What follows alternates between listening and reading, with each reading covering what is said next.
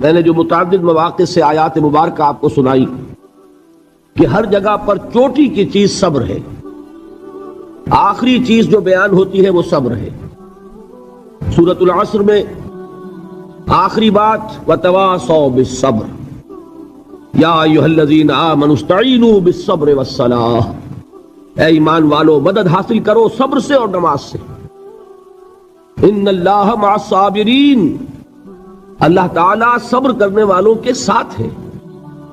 اور پھر آگے چل کر وبشر الصابرین الذین اذا اصابتهم مصیبۃ قالوا انا للہ وانا الیہ راجعون، اے نبی بشارت دیجئے، خوشخبری دیجئے ان صبر کرنے والوں کو کہ جن پر جب بھی کوئی تکلیف یا مصیبت نازل ہوتی ہے تو وہ کہتے ہیں کہ ہم اللہ ہی کے ہیں اور اللہ ہی کی طرف ہمیں لوٹ جانا ہے۔ صبر کا مفہوم ہے اپنے آپ کو تھامنا، روکنا، برداشت کرنا، تحمل کرنا، اور جو بھی اپنا ایک طے شدہ مقصد ہے کسی بھی مخالفت سے بددل ہوئے بغیر، کسی بھی تکلیف یا مصیبت سے ہراساں ہوئے بغیر اس کی طرف پیش قدمی کیے چلے جانا۔ بڑی سخت سردی پڑ رہی ہے، فجر کا وقت ہے، گرم پانی کا اہتمام نہیں ہے، اب اس وقت فجر کی نماز کے لیے اٹھنا، ٹھنڈا پانی اگر ہے تو وضو تو کرنا ہوگا، اس ٹھنڈے پانی سے وضو کرنا، اس وقت لحاف سے نکلنا ہی بہت مشکل، ٹھنڈے پانی سے وضو کرنا اور مصیبت۔ یہ جب تک انسان میں صبر کا مادہ نہ ہوگا ممکن ہی نہیں۔ اس کو کہیں گے صبر علی الطاعہ، اطاعت پر صبر کرنا۔ ناگواری محسوس ہو رہی ہے لیکن اس ناگواری کو برداشت کرتے ہوئے انسان اللہ کے حکم کے اوپر جمع رہے، اللہ کے حکم پر عمل کرے۔ یہ کیا ہے؟ یہ صبر ہے۔ اگر یہ صبر نہیں ہے تو ظاہر بات ہے کہ انسان اللہ کے اس حکم پر عمل نہیں کر سکے گا۔ صبر کا مادہ نہیں ہوگا تو آپ کام نہیں کر سکیں گے۔ اور اسی کا ایک دوسرا رخ ہے، جب آپ دعوت حق کے لیے کھڑے ہوں گے پہلا قدم کیا آتا ہے؟ استہزاء، تمسخر، مذاق اڑانا، جس کی میں مثال اب دینا چاہتا ہوں محمد الرسول اللہ صلی اللہ علیہ وسلم کی شخصیت سے۔ دیکھیے ہم کیا اور ہماری بساط کیا، ہم کیا مبلغ ہوں گے، کیا داعی ہوں گے، ہمارے اپنے دامن پر داغ ہوتے ہیں، لیکن یہ کہ محمد الرسول اللہ کے دامن پر کوئی داغ تھا؟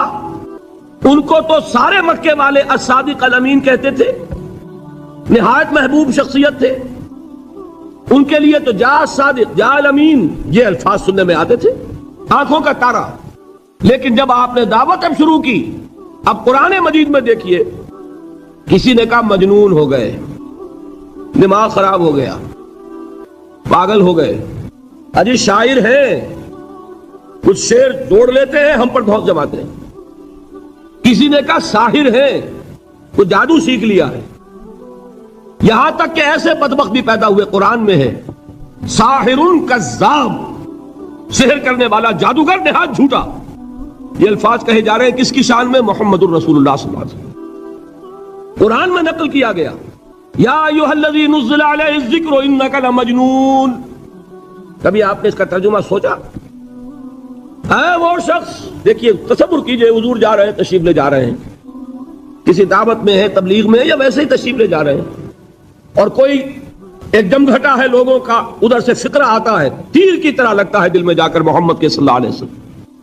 اے وہ شخص جس کا یہ خیال ہے کہ اس پر کوئی ذکر نازل ہو رہا ہے، ہمارے خیال میں تو تمہارا دماغ خراب ہو گیا۔ یا ایھا الذی نزل علیہ الذکر انک لمجنون، کہا کہ نہیں کہا؟ اور یہ نہ سمجھیے کہ حضور صلی اللہ علیہ وسلم کے قلب مبارک کو تکلیف نہیں ہوتی تھی۔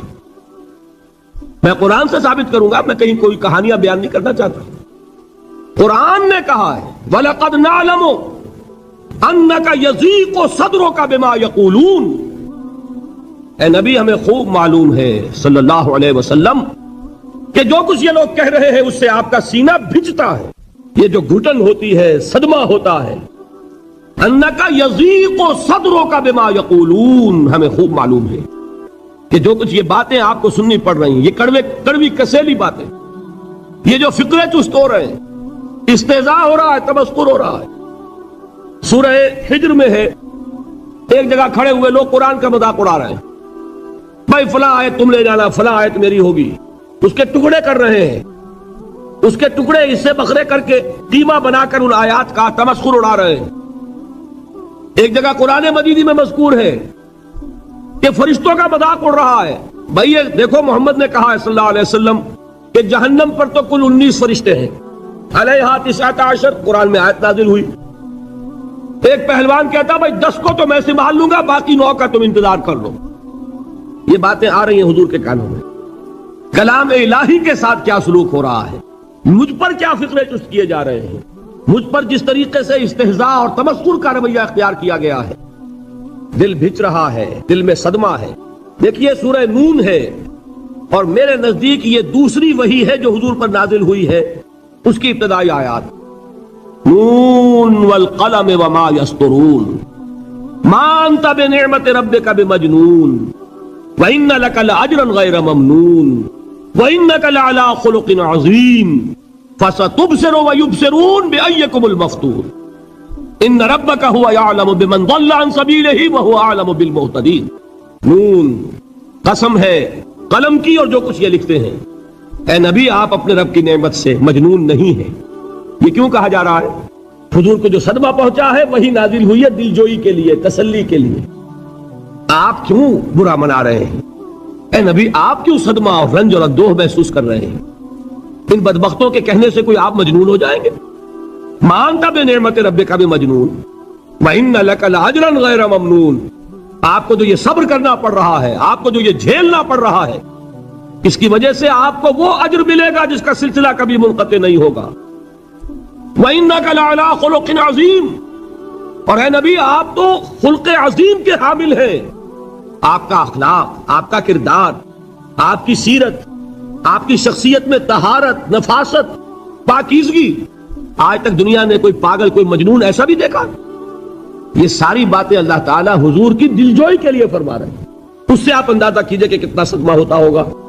یہی ہے، اس ساری چیز کو جمع کیجئے تو یہ چیز کیا ہے؟ وَاصْبِرْ عَلَىٰ مَا يَقُولُونَ وَاهْجُرْهُمْ هَجْرًا جَمِيلًا۔ صبر کرو اے نبی، صبر کرو اے محمد صلی اللہ علیہ وسلم، جھیلو اور برداشت کرو اس پر جو یہ کہہ رہے ہیں۔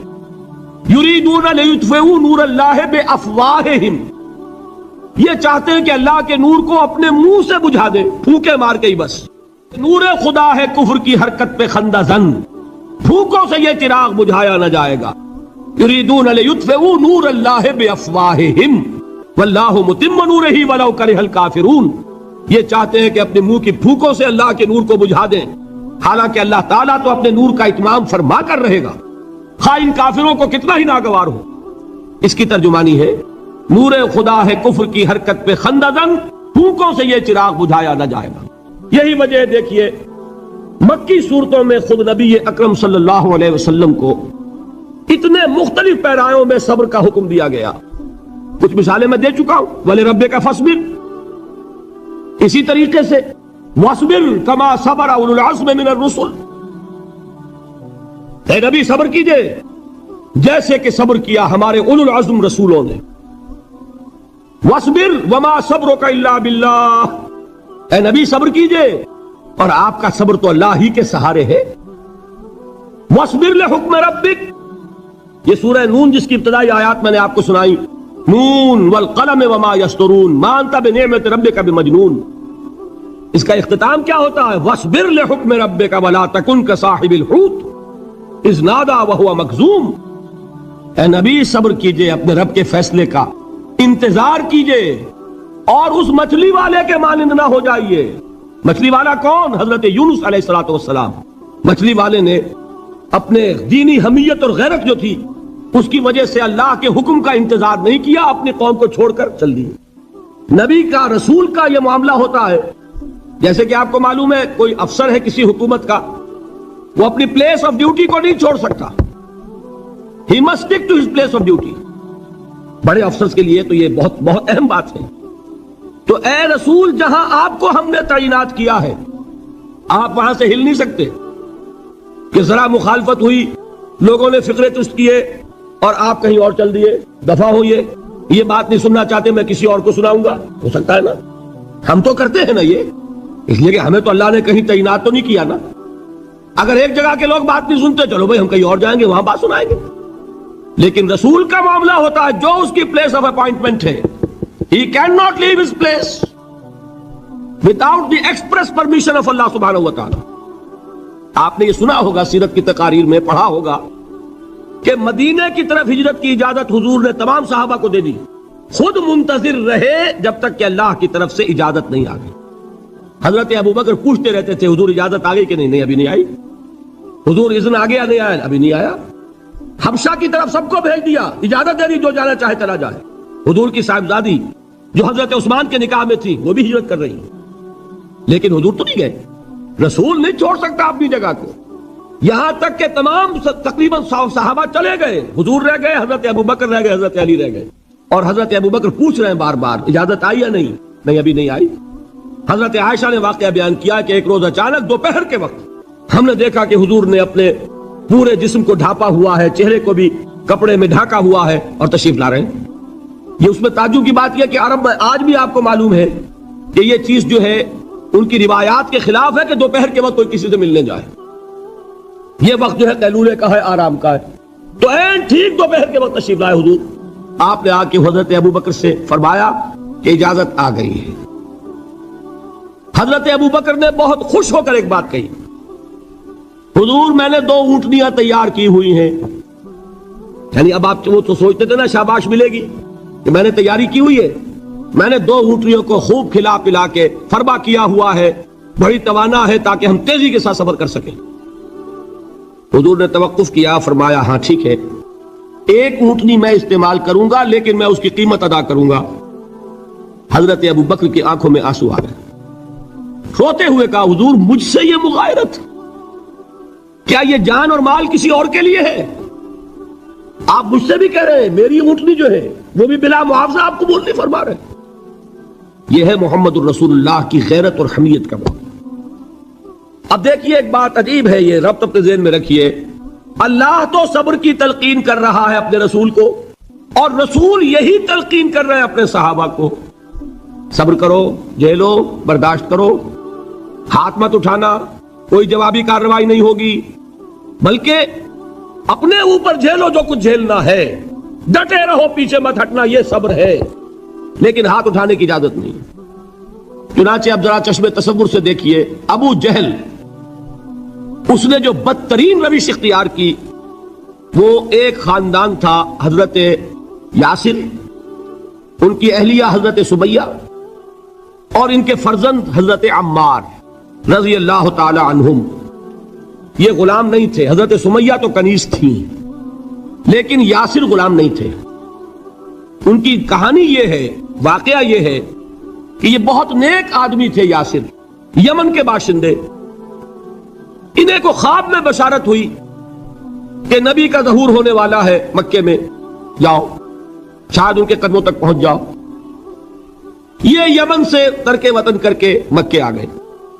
ابو جہل کا ایک چچا تھا، بہت شریف النفس انسان، اس کے ساتھ معاہدہ کیا حلیف بن کر، اور وہ مکے میں رہنے لگے. اس لیے کہ نوٹ کر لیجئے، مکہ اس وقت ایک قبیلے کا شہر تھا، صرف قریش. یا قرشی رہ سکتا تھا وہاں، یا قرشی کا حلیف، کہ اگر تو کسی قرشی نے آپ کو امان دی ہوئی ہے تو آپ رہ سکتے ہیں مکے میں، ورنہ نہیں. یا تیسرے قرشی کا غلام. غلام تو ملکیت ہی ہے اس کی، جیسے بھیڑ بکری ہے کسی قرشی کی، اسی طرح اس کے غلام ہے. یہ 3 کیٹیگریز تھی انسانوں کی مکے میں. کسی کو نوٹ کیجئے کہ جو بیچارے غلام تھے وہ سب سے زیادہ ستائے گئے، اس لیے کہ غلاموں کے تو حقوق ہی کوئی نہیں تھے. بلال غلام تھے، ابو فقی غلام تھے، زنیرہ ایک کنیز تھی. ان کو جو ماریں پڑی ہیں اس کا آپ کو معلوم ہے. حضرت بلال کے ساتھ جو کچھ امیہ ابن خلف نے کیا، کہ جس طریقے سے کہ حیوانوں کی لاشیں جو ہے کھینچ کر گھسیٹ کر لے جائی جاتی ہیں، ان کی گردن میں رسی ڈال کر گھسیٹتے، اسی طریقے سے حضرت بلال کے گردن میں رسی ڈال کر پھر دوپہر کے وقت مکے کی سنگلاخ گلیوں کے اندر گھسیٹا جاتا تھا. نیچے زمین جل رہی ہے توے کی طرح، اور ویسا بھی ہوتا تھا کہ چت لٹا دیا، اوپر سے وہ آگ مکے کا کہ سورج جو ہے ذرا نوٹ کیجئے، آگ برسا رہا، نیچے زمین توے کی طرح جل رہی ہے، اور ایک بھاری سل بھی لا کر جو ہے سر پر رکھ دی، چھاتی پر رکھ دی گئی ہے کہ آواز نہیں نکل رہی. جھاگ نکل رہے ہیں منہ سے، لیکن اس حال میں بھی احد احد احد، ایک ایک اللہ، قل هو اللہ احد الفاظ نکل رہے ہیں۔ یہ ہے وہ صبر، صبر علی الابتلاء، صبر علی الایذاء، یہ ابتلاء اور ایذاء پر صبر ہے۔ جھیلو، برداشت کرو، اس توحید پر قائم رہو، محمد کی رسالت کے اقرار کرتے رہو صلی اللہ علیہ وسلم، لیکن ہاتھ نہیں اٹھانا۔ اب میں آپ کو بتا رہا تھا یہ تو غلام تھے، یہ جو تھے یاسر، یہ حلیف تھے، غلام تو نہیں تھے نا۔ البتہ وہ ابو جہل کے چچا کی کنیز تھی یہ سمیہ، انہوں نے اجازت لے کر ان سے نکاح کر لیا، یہ تو کنیز رہیں گی۔ بیٹا جو ہوا وہ بھی ایک طرح سے